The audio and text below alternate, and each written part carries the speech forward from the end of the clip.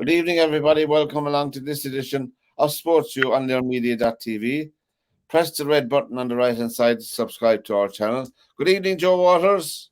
Good evening, Pat. Evening, Derwynne. Good evening, Derwynne. Hey, Joe. Hi, Pat. Tonight we're going to be looking at soccer as usual. Great rugby, golf, snooker, tennis, American football. We're looking at the playoffs, the results, and who are the winners and the losers and all of that. But we'll start off as usual with soccer. And Liverpool, Arsenal, and Brentford had good wins in the Premiership. They've been, and West Ham drew. There's speculation today in some of the sports websites that pages Moyes is under pressure, as is our hero in Crystal Palace. He's under pressure as well, although I don't know what else he can do. Our friend, or I would say my friend, Jose Mourinho, is on his way to Saudi Arabia. I just read about that. He's not going there. Are you sure? That's what it said in the paper this morning. He's in Barcelona. No. So yeah, he was spotted in Barcelona airport. So they're now saying that he's not going to Saudi Arabia. He's taking a break for a little while. But you know, if the right job comes along, then who knows what's going to happen? Yeah.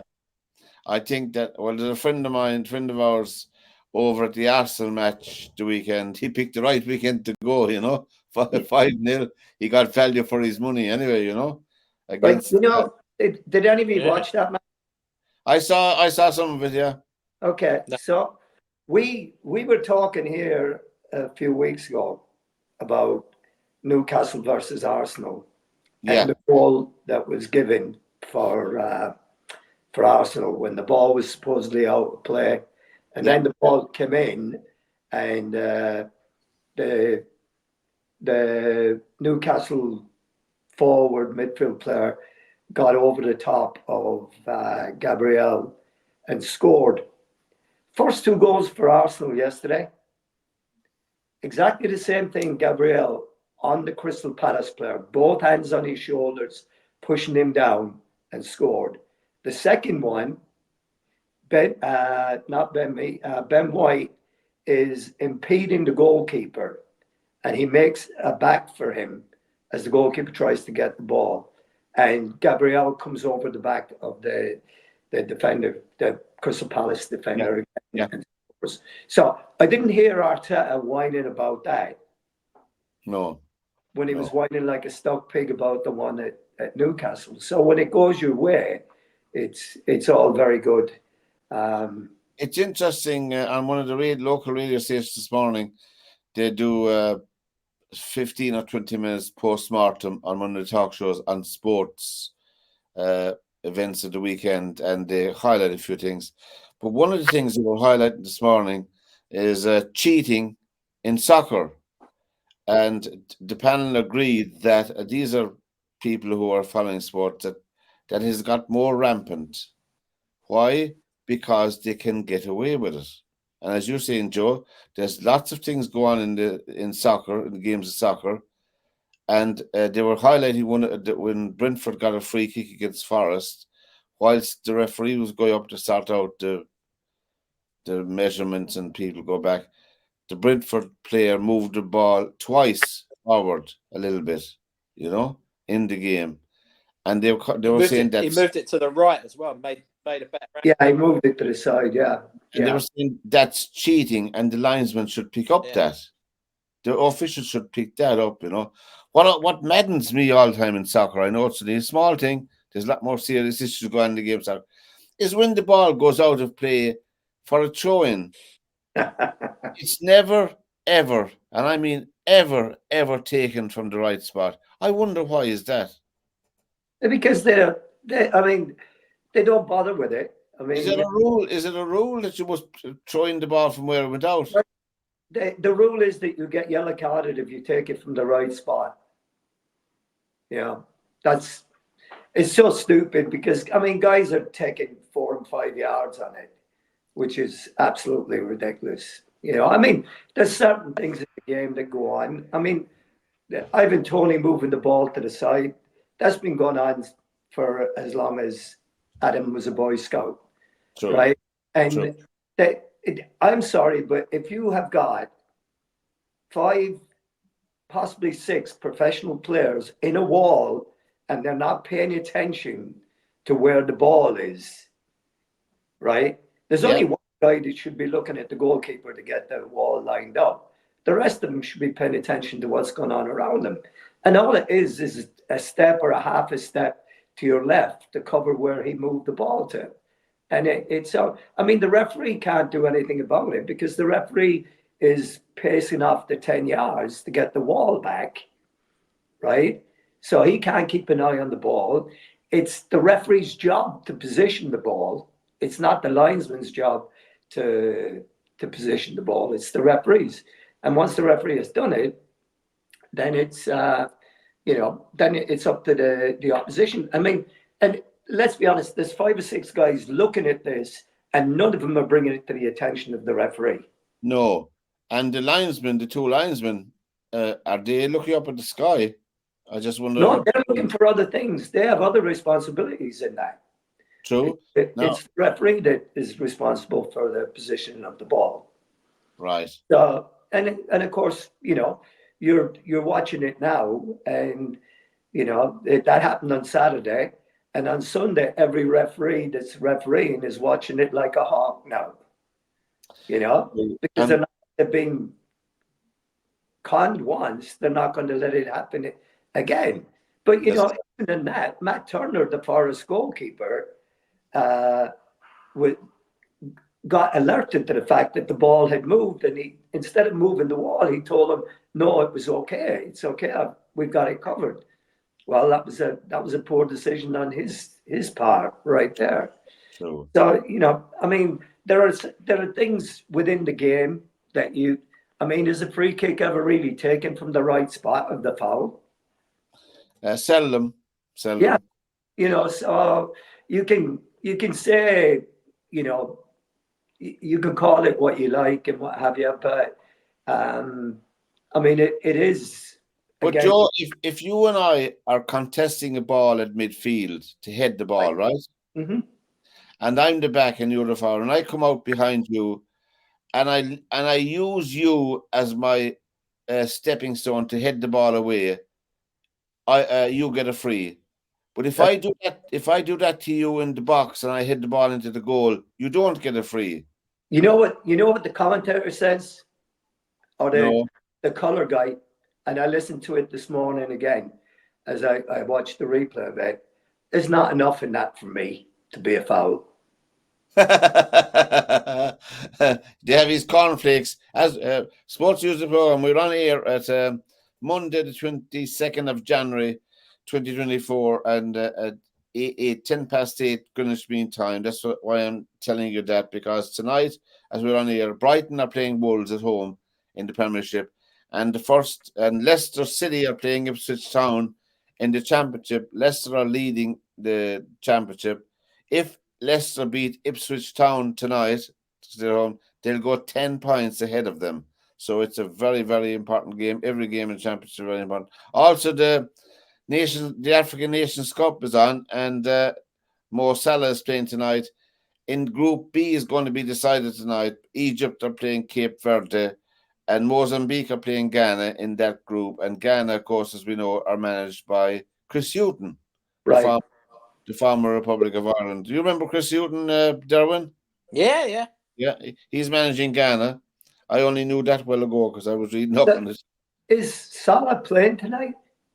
I don't know that. I didn't see the teams yet, I don't know what the line out. I think he's out. He's going to be out possibly for the rest of the championship because of a hamstring injury. I'm just looking here now. Sorry about this, lads. No, he's not even on the sub, so right. He's not playing tonight for Egypt. Yeah. He might. Ivory Coast lost today, didn't they? Equatorial Guinea 4, Ivory Coast 0, and Guinea-Bissau 0, and Nigeria 1 in Group A. So that's thing. But I'm just saying there that Roy Hodgson is in under pressure on Crystal Palace as well, because wasn't they only 4 points above the drop zone? I think that's all they are. That's Crystal Palace. But I mean, Crystal Palace were doing all right. But I think. What do you think of Crystal Palace? Do you think they'll stay or what we are? I'm just looking where they are. Yeah, they're 21 points. They're 5 points ahead of Luton in third place, in third bottom, and they're 4 points ahead of Everton. And obviously, Nottingham Forest, Crystal Palace, and Brentford, Fulham, Crystal Palace. Yeah, they have 21 points from 21 games. I mean, really, that's a good record. There was. I mean, it's not too bad when you're, at that end of the table. But they lost a few. If they continue to play like they did yesterday in that 5-0, and I mean the third goal, I think it was Martinelli's one, or was it Trossard's goal? I'd say loses the ball on the halfway line, and then he jogs. So that's not Roy Hodgson's fault. That is the player's fault for losing the ball and then not making the effort to get back. Their defense was an absolute shambles. They had 3 centre halves there, and they got beaten down the middle of the field 3 times for goals. Yeah. They got Trossard. Trossard got the third goal. Yeah. So Martinelli got one and got two. So I mean, I was listening. I'm paying attention to it there at the weekend, and Graham Lassou made the comment that practically every team in the Premiership now has 6 to 10 injuries. Right, that's a colossal amount of players. But I was reading this. You're right. What kind of injuries is it? Is it they're too soft? They have life too easy? What is it? I'm not being cynical. I'm just asking the question. I don't know either. And most of the injuries that are keeping them out are really not, I don't think, contact injuries. I think they're more muscular ligament. I don't believe. So there they never played hurling or football. Anyway, none of those players. There was a big bit on 5 Live on Saturday night. And they were talking about the conversation, or the topic started about women, how they're getting ACL injuries all the time. And the women now are saying that the football boots that they wear are not designed for ladies. They're wearing, juniors boots, or, young kids boots, right? Right. And somebody made a comment, and there was another comment, I think it was from Robbie Savage. Yeah. And he was turning around saying that he feels the boots are so light now that there's no support in the boot itself for the foot. And he thinks that ankles and knees and everything are getting twisted and done because of lack of support on the actual boot itself. But I mean, they're like carpet slippers. They weigh the nothing, days of you breaking in a pair of boots. I was looking. It's not like our day when you used to put the boots on you and put them in a bucket of water and let them conform to your foot, get them soaking wet, and wear them for a while. Yeah. I mean, nowadays they come out of the box, they put them on, and they wear them straight away. I know. Yeah. I was cleaning my son's boots one time. I was amazed. You could put your finger. I was looking at the boot that he's wearing, and he only playing local soccer. I'm saying to myself, sure.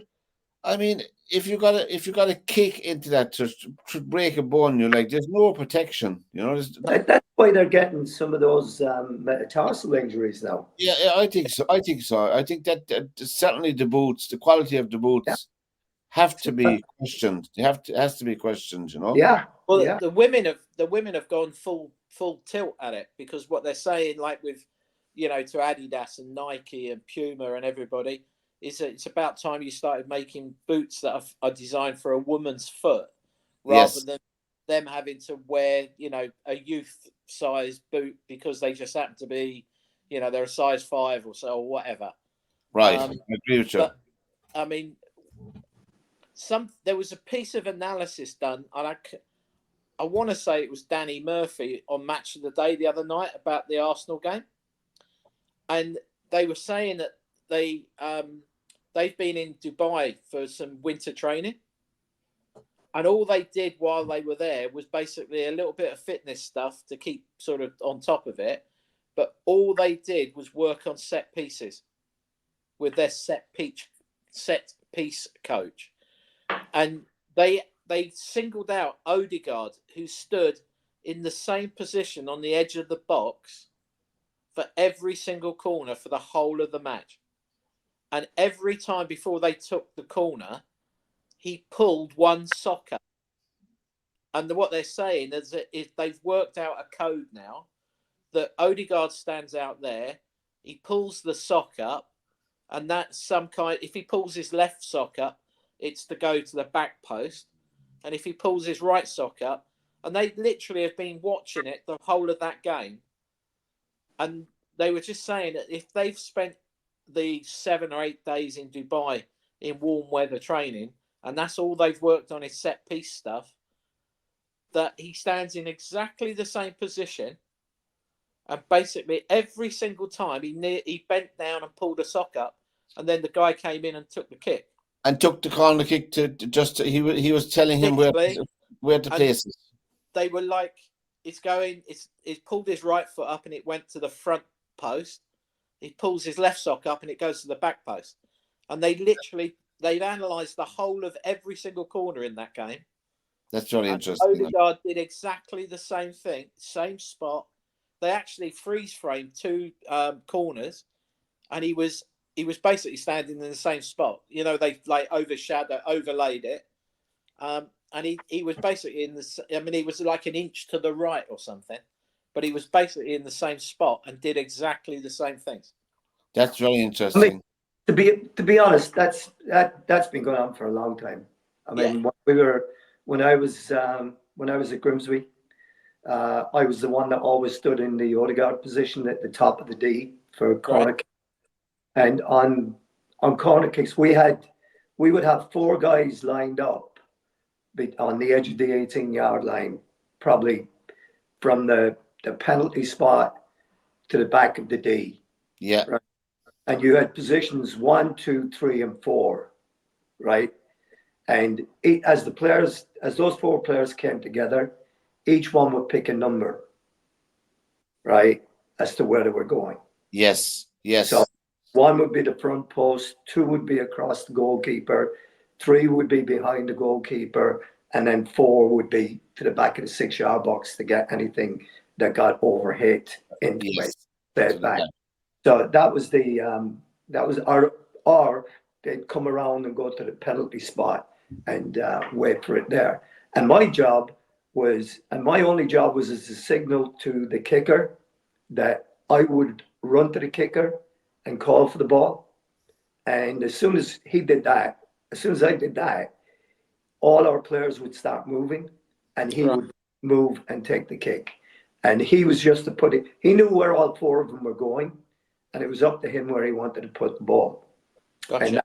And that was our routine. We scored more goals than any team in the 2nd division one year with that routine, and no one was able to twig it because the runs were the same, but you never knew who was going where. Yes, and guys were able to cut other people off in the run as well. Well, you should give Ten Hag a ring, because this week in Britain, it's taken up with the League Cup semi-finals and the FA Cup then over the weekend. And Manchester United are going to Newport County at 4:30 next Sunday, Derwynne, just in case you didn't know. We're looking forward to that one. It's on. I think it's on TV as well. But Yes. I mean, Chelsea are playing Middlesbrough tomorrow night in the semi-final, and Wednesday night then it's Fulham and Liverpool in the other semi-final of the League Cup. So they're the 2 semi-finals. Then there's a plethora of FA Cup games over the weekend, which will be interesting to say the least. But Joey would like to know in the local soccer, Pike Rovers, excuse me, went to Dublin the weekend and they won 1-0 in the Junior Cup and they're into the last 16. Yeah, they were down to 10 men, weren't they? Yeah, they were, and the under-17s, the Pike Rovers under-17s, qualified for the quarter-final of their cup by beating Stella Maris. And so they're into the quarter-final. So there was 2 good wins for Pike Rovers, the local club here. Well, there's a few local clubs. We're not excluding anybody. They're the results I found myself, Anyway, that's the Leeds beat Preston in Championship 2-1. And as I said, Ipswich are playing Leicester City tonight. And I'm just looking here. There's no scoring yet anyway. And it's half an hour. Ghana are gone 1-0 up against Mozambique in Group B. That's Egypt's group. So well done, Chris Houghton. Winning is good. And we'll just move on to rugby. We'll come back to soccer again. Over the weekend, the European Cup was on the go, and Munster were playing here at home in Limerick in the Thomond Park, and they were beaten by Northampton. Very disappointing result. I watched most of the match. They were beaten 26-23, and they were leading 20 points to 10 for a good lot of the game, and they only scored 3 points in the second half. The conditions were the same for both teams. People heard about the conditions. If the conditions are bad, they're bad for both teams. People shouldn't lose sight of that, Anyway. They shouldn't. And Northampton were down to 13 men at one stage, right? They were, yeah. And, I must say, I know about you, Derwynne, but I must say, Courtney Laws, I would say, I'm exaggerating a bit, almost won the game. Well, he won the game, but he was immense, Courtney Laws. I love watching good players in any sport, but this Courtney Laws, I was thinking to myself, if you were playing against him, you'd be going mad, just going mad altogether. He was very good, not illegal. He was very, very good, Courtney Laws, and he brought that team over the line, but he was just so immense. He destroyed Munster in the loose and in the rucks. He was just immense. What do you think of Courtney Laws, when he's a good player? Yeah, I mean, he's the British Lion, isn't he? He is. I think he might be 3 Lions tours. I think he might have been on. Yeah, he's just immense. That's the word now. And the last 16 of the European Cup in rugby has been decided over the weekend. And believe it or not, Munster are away to who in the draw? Northampton. They're away to Northampton. And Connacht won 21-10. They beat Bristol, but Harlequins destroyed also 49-19. And Leinster beat Leicester 27-10. And Ron O'Gara's team, La Rochelle, steamrolled Sale 37-24. They're looking very strong again, La Rochelle, in the rugby. So that's our rugby. But I'm looking forward to the... What do you boys think about Lewis Rees-Zammit then? Who? Lewis Rees-Zammit, the Welsh winger. So he's jacked in rugby and gone to play NFL. I saw that. Money? Yeah, there's big time, I think. The second one that's gone, isn't he? Yeah. There's 2 of them there. Another rugby player went also. Yeah. So that's kind of interesting. I wonder what position he's going to play. I think he's wide receiver. Wide receiver? Yeah. There's four Gaelic footballers, goalkeepers, gone over for the trials, and 2 of them have been kept as kickers, punters, whatever they call them. So, I mean, I don't know. They'll be headhunting for kickers. Now, Gaelic football goalkeepers would be renowned for kicking, absolutely, without a shadow of a doubt, But I don't know how they'll get on, Now, over the weekend, we had the Dubai Desert Classic, and McElroy won that minus 14, 71, 70, 63, and 70. And did you see that was? Huh? What a comeback that was. Yeah. I mean, he was ruled out on the first day. What was he, 10 off the pace on the first day? Yeah. Well, the 63 in the third round steadied the ship for him.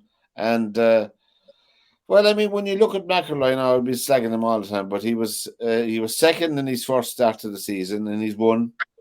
And of course, you won't be able to back him at all now for the Masters because he'll be odds-on favourite to win the Masters because of this, I think, Derwynne. What do you think?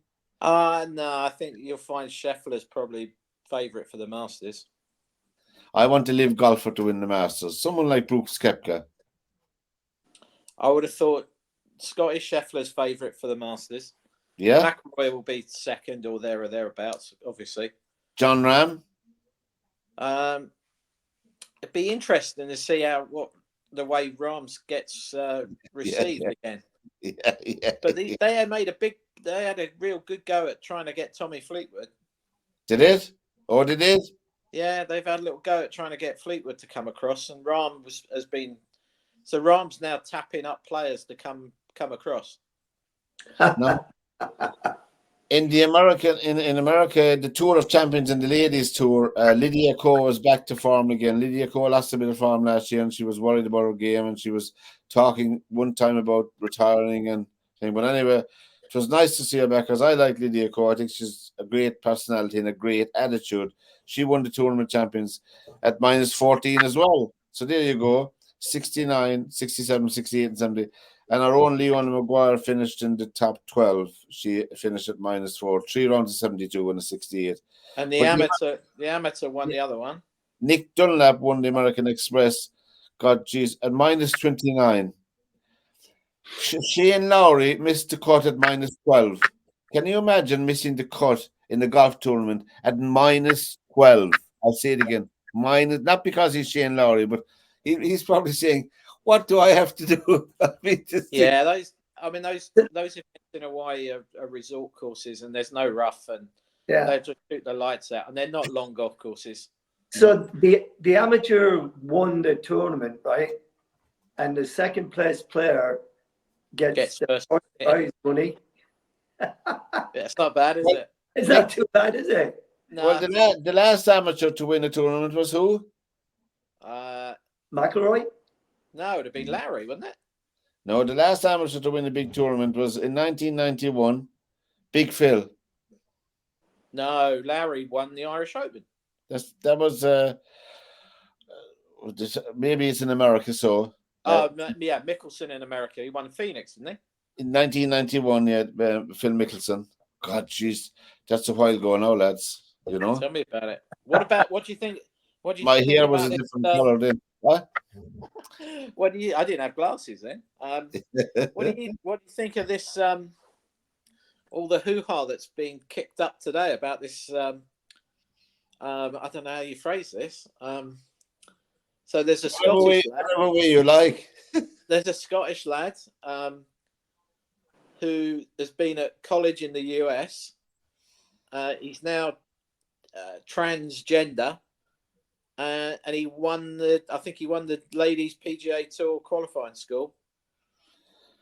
And I say he, I mean she, whatever it is. But people are grappling with that idea.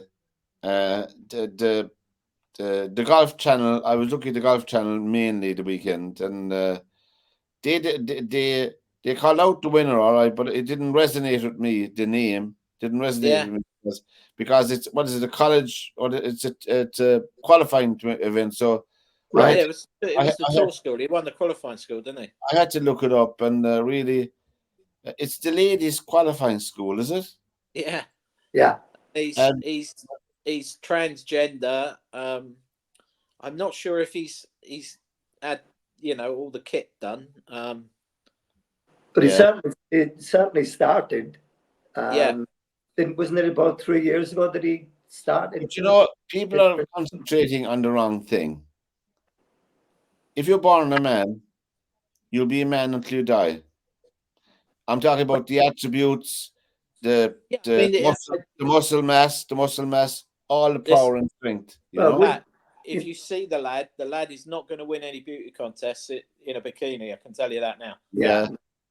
I mean, he looks like a bloke. And you had your glasses on. Honestly, you'd have to. There's not enough beer on the world for you to end up trying to kiss him. Let's put it that way. But I mean, it's happening. I mean, it's happening in women's athletics with the South African Yeah.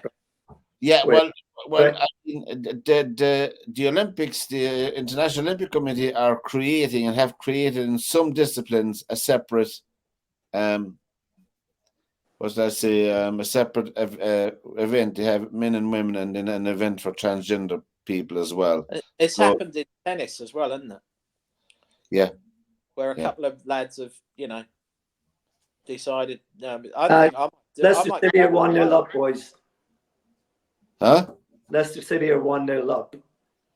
Well, let's just say if they win tonight, they'll be 10 points ahead. So, If there's, but if they it's start, interesting, the whole thing, because my wife has to go through it because she's a school teacher and she's yeah. health and PE, and there are some people that identify as males and some identify as females, identify as males, males identify as females, and they have to be able to use the locker room. And is that allowed in schools? Oh yeah. It's but the boys have to have they have to have long clothes on. They can't go in and be just taking their clothes off and stuff like that. But there's one that's going through the state legislature here in Washington State, that we have one of our senators members has just proposed has proposed something to the legislators. It's on the docket to be voted on, that you can only compete in a sport that you are recognized gender.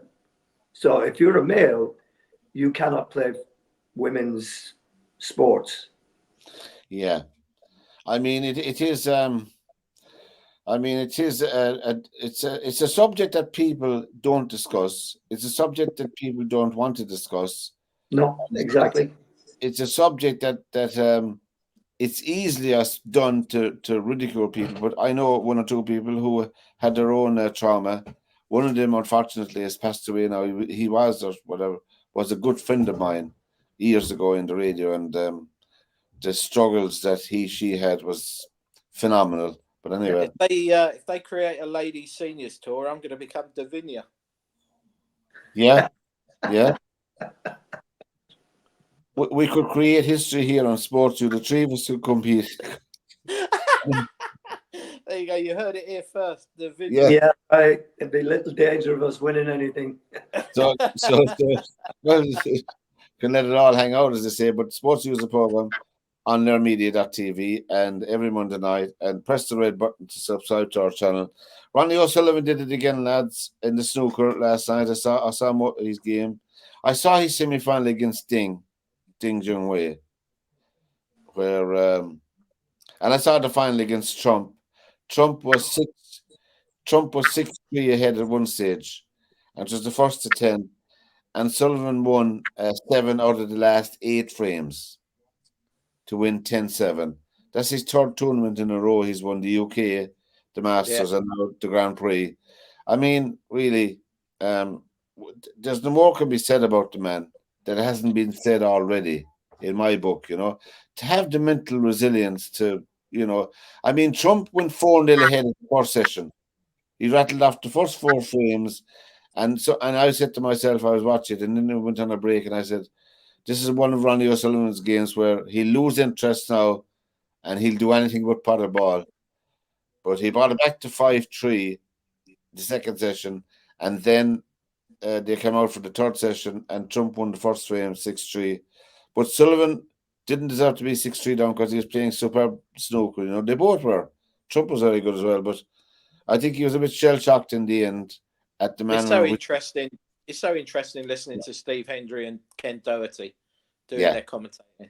Yeah, because they, after that first session of the final, the afternoon session, they went to them and said, "Where do you think this ends?" And I think Doherty said 10-8 to Ronnie O'Sullivan, and Hendry went, "Ronnie will win. He'll win 10 something." Go away. Yeah.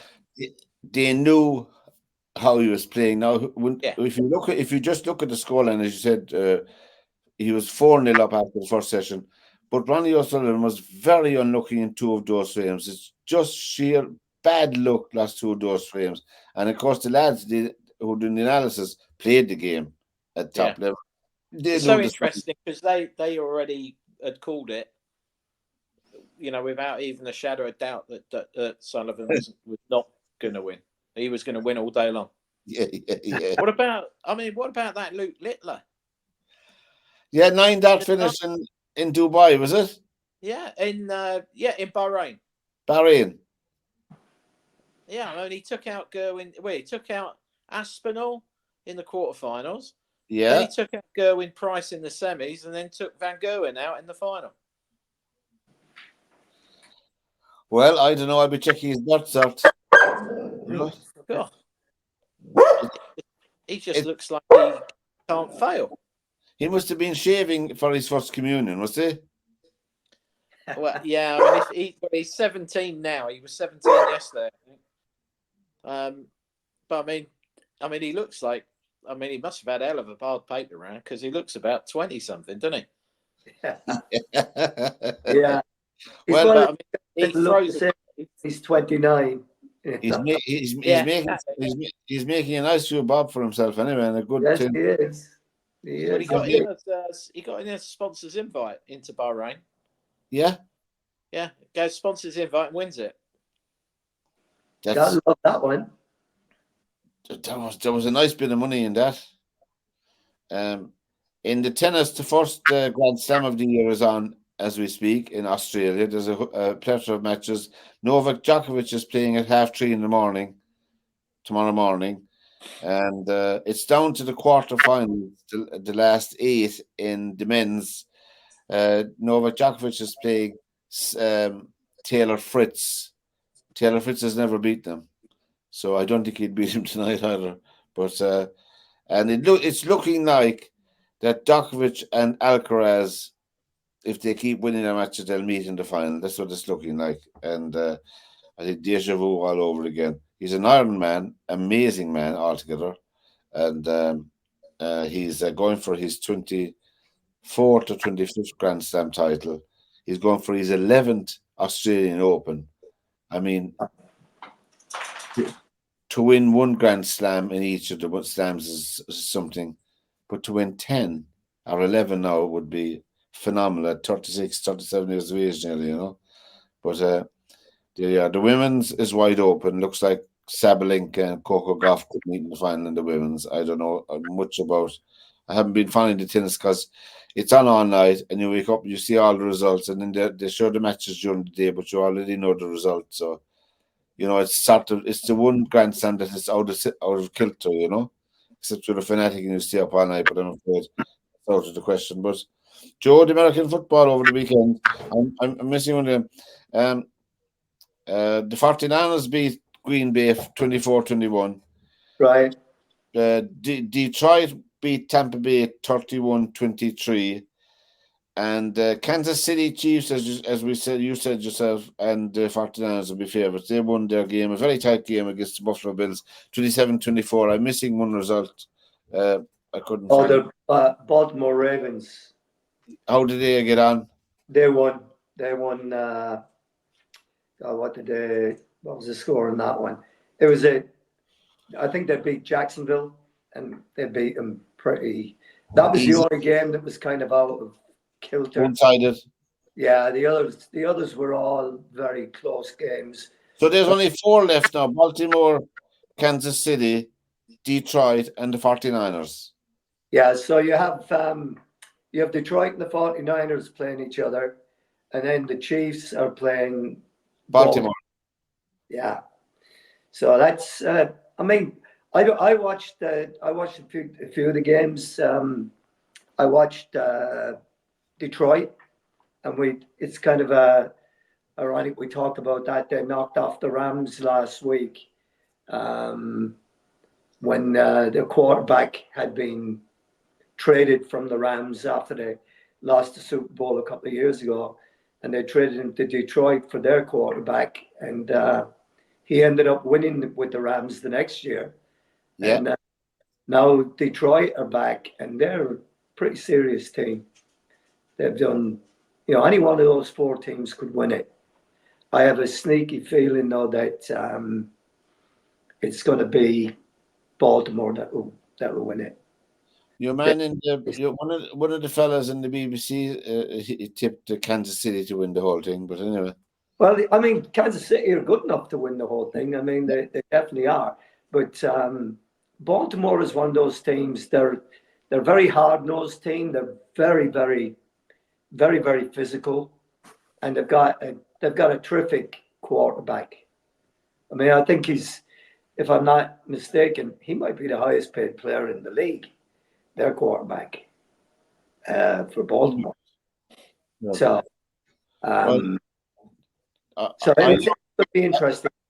I love the hype. There's huge hype around these games. It's just incredible. It's like a religion in the United States. Yeah.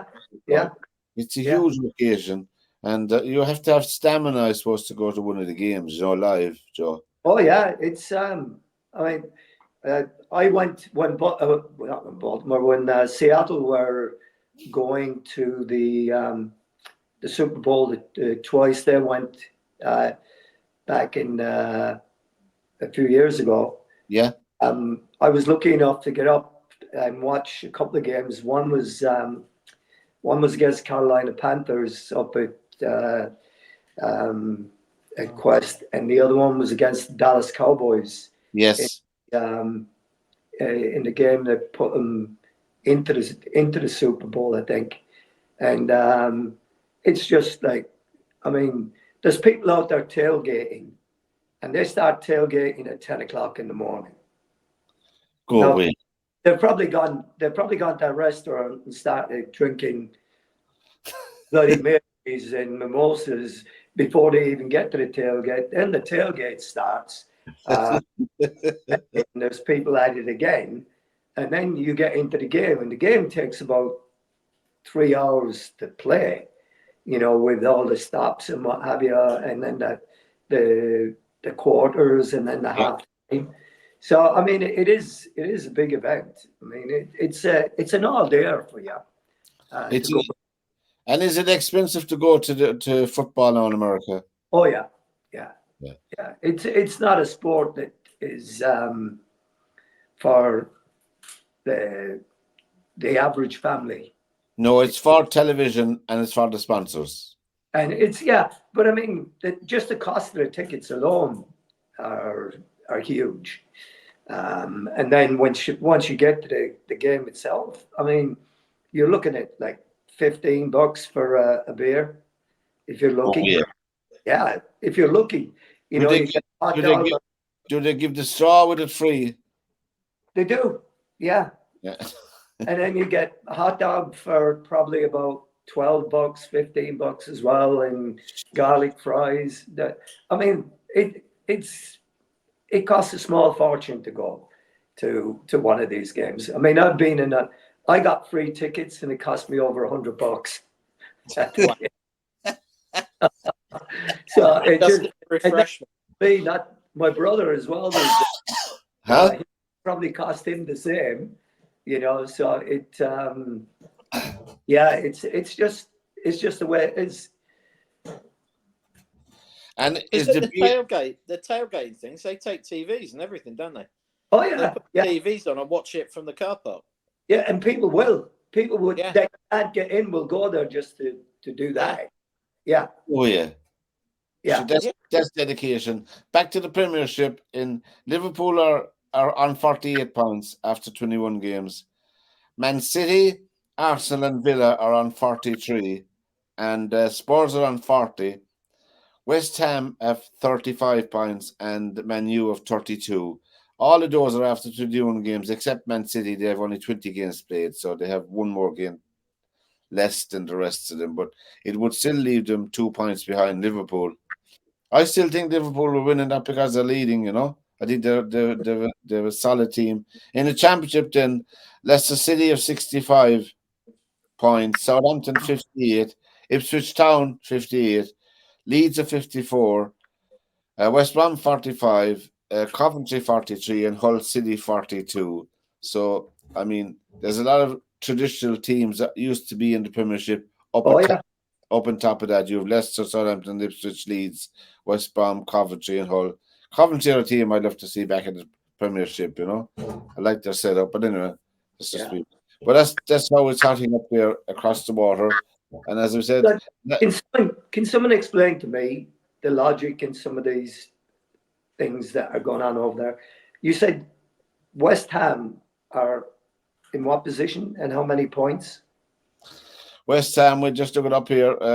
I just see now West Ham. West Ham with David Moyes, I think it's the manner of their losses and the way they're playing, according to so-called experts. And where are West Ham in the table? West Ham are on goodness me. West Ham are in 6th place on 35. West Ham are in 6th place. They won a European Cup. They're behind Tottenham. Yeah. And they won a European Cup last year. They're in 6th place. They're still in the FA Cup, right? Yeah. Or did they get knocked out of the FA Cup? I'm not sure about that. But how can David Moyes be in trouble? Well, there was a lot of booing. The manner they're playing, the manner of their loss. I don't know what it is about. They played against Sheffield United yesterday, right? They drew a penalty. Yeah. In the last kicking them again. Last seconds of the game. Yeah. Then, with the very last cross of the game, Jared Bowen is hauled to the ground by the Sheffield United centre half, and there's nothing given for it. Yeah, that's true. We were talking about that earlier on. That's true. That is very true. You know, these are the things that madden people, madden everybody. You know, I mean, it's absolutely ridiculous that what they're calling and what they're not calling. You know, and go back to saying where the goalkeeper is obstructed by the Arsenal player.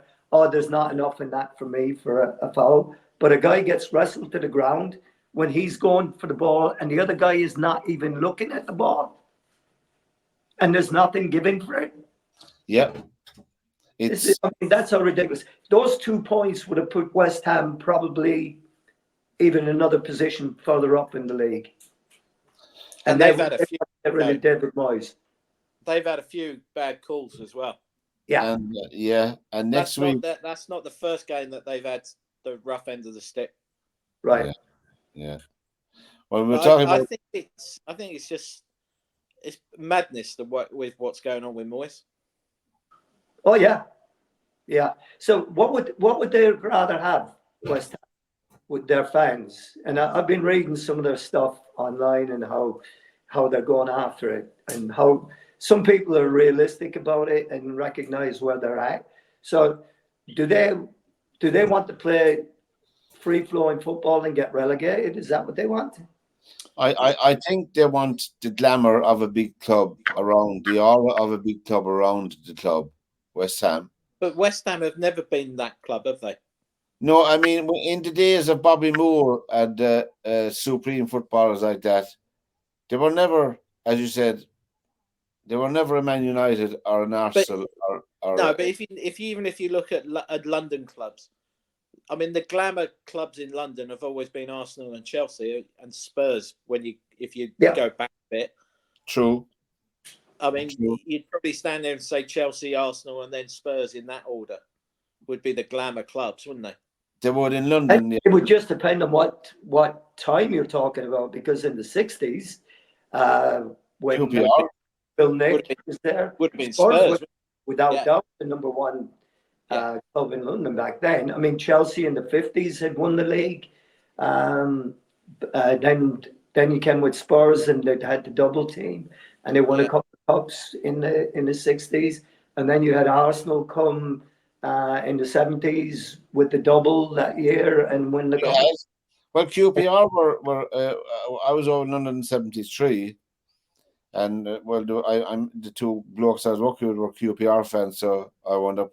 They had a decent team at that time. QPR should have won the league in 75 or 76. They were caught on the last day of the season, I think. Yeah, I think they were. I forget exactly what happened, but it was the Don Givens, Stan Bowles, Terry Mancini. Jerry Francis. Yeah, Terry Mancini. Was Terry Mancini there? Phil Parks. Henry might have been there at that time. Frank McClintock was there. Oh, yeah. Ian Gillard. Phil Parks in goals. Goal. Dave Clement, the right back. It's a proper football ground. It's so fantastic. Would that have been Don Masson as well? Don Masson was there as well at that time. Yeah, he was. Stan Bowles' wife. They had a rule. And Gordon Jago was the manager, wasn't he? I think he was. Yeah. Yeah.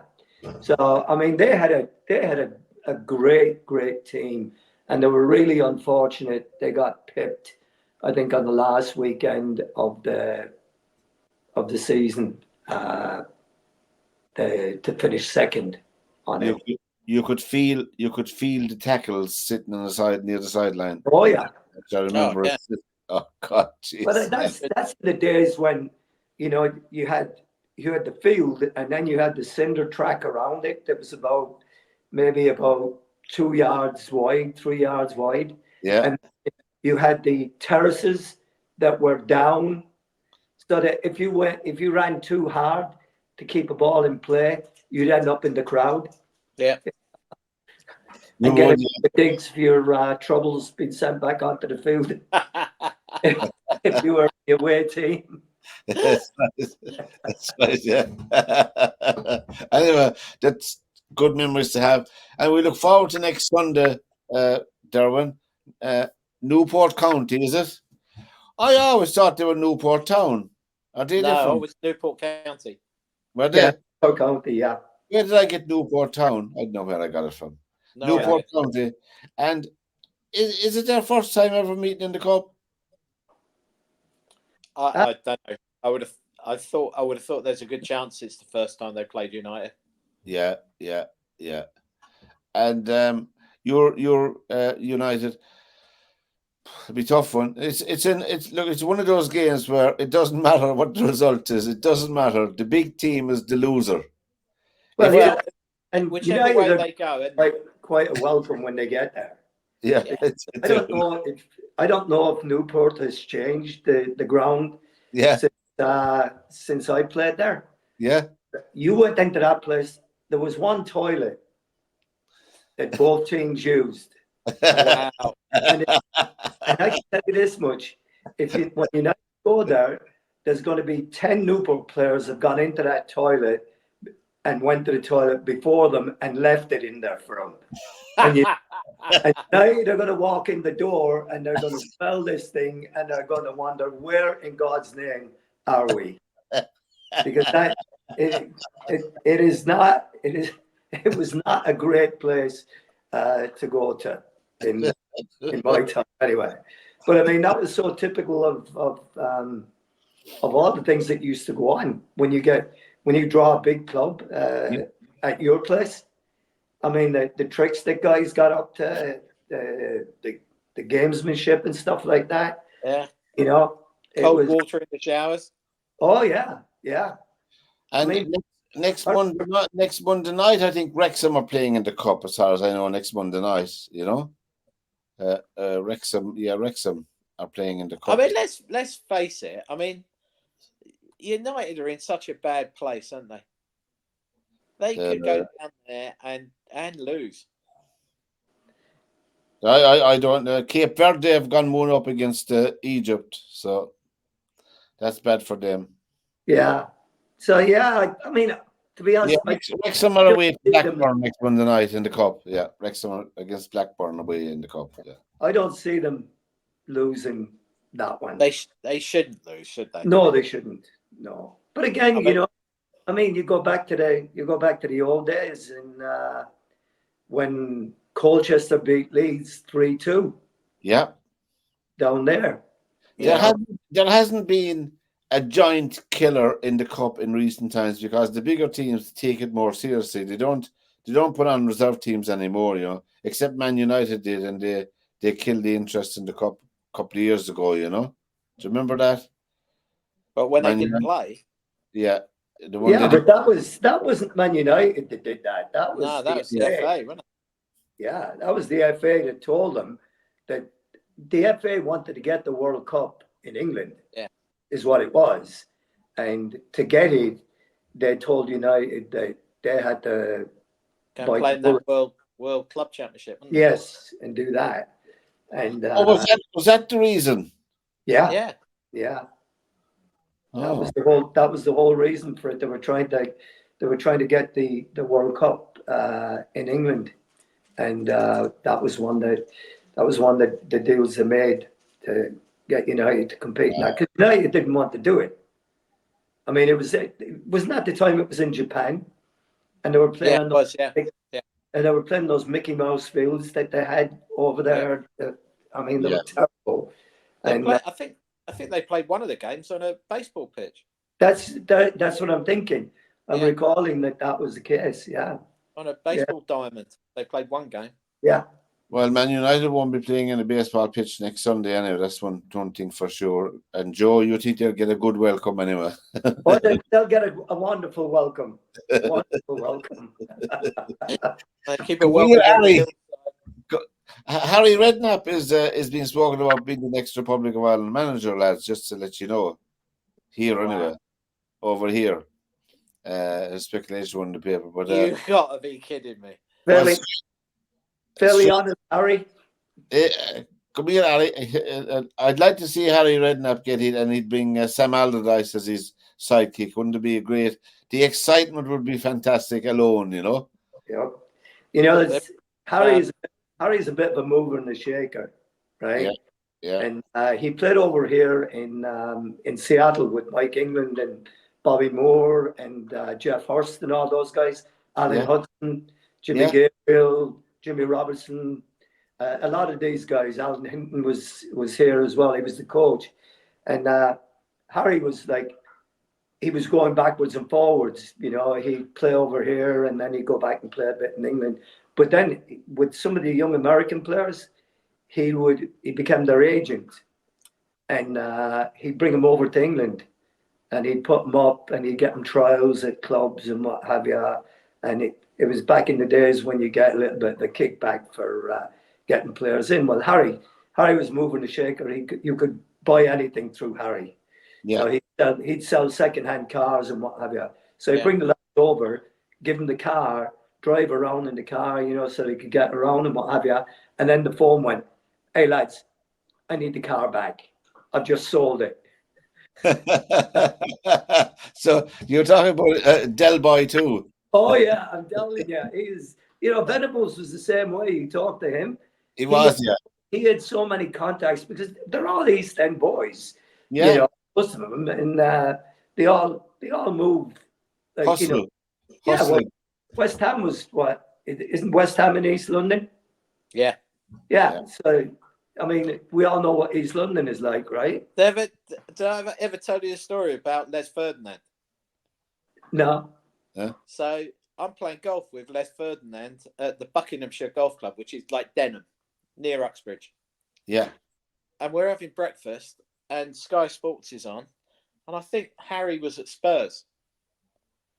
And it comes on the breakfast. We're literally eating our English breakfast, watching the telly, right? Yeah. And it comes up Harry Redknapp. So I've said something stupid like, "Oh, this will be interesting. What's he announcing now then?" And he turns around and he announces how Les Ferdinand's going to be the striking coach for Spurs. And I'm sitting next to him. He's there. Yeah. And I've gone, "You kept that quiet." And he went, "Yeah. Yeah."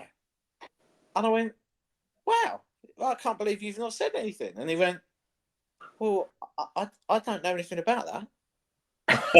And I've looked at him. I said, "Yeah, right, of course you don't." And he went, "Yeah, no, seriously, I have no idea about that." Anyway, like 3 minutes later, his mobile phone goes. And he goes, "Oh, you're not going to believe who this is." who is it? He goes, it's Harry. So he gets up and walks out the clubhouse, goes down by the putting green, comes back in, and he goes, I'm the strike coach for Spurs now for the next 2 seasons. I said, you all right with that? And he went, yeah, apparently I'm getting overpaid, but I think that's probably for a reason. and I'm like, wow. So you have no idea about this? And he went, no. He goes, the first I've heard about it, I was sitting having a sausage with you. He was some good player. That's a good note to end the night, lads. And we wish you well for the week. I'm back here again next Monday night with Joe, Derwynne, and myself. So from all the crew here in SportsView, until we meet again, lads, good night and take care and God bless. Good night, Joe. Take care. See you next time. Bye. Bye, boys.